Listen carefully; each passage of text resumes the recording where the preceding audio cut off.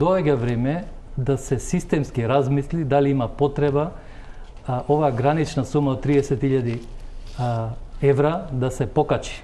Јас би рекол на некоја системска основа година за година. Може би 50, 75, 100.000 евра. Сметате тоа сразмерно со, спомнавме дека имате и добивка сразмерно со растот на добивката, да расте и фондот на депозити? Зашто фондот во еден момент кога достигнува некој плафон на сума, вели на банките доста е, не уплатувајте.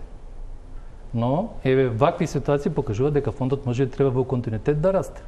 Да не се запира уплатувањето во нито еден момент, без оглед што плафонирањето од аспект на лимитот што е даден во законот е исполнет. Логиката е на малите штедачи да им се помогне, аналогно како што е господинот Павле после може да ме потврди, малите даночни обврзници имаат ослободување на данокот. Значи им помагате на малите, а остатокот го распределувате на големите. Значи што би значило во оваа насока?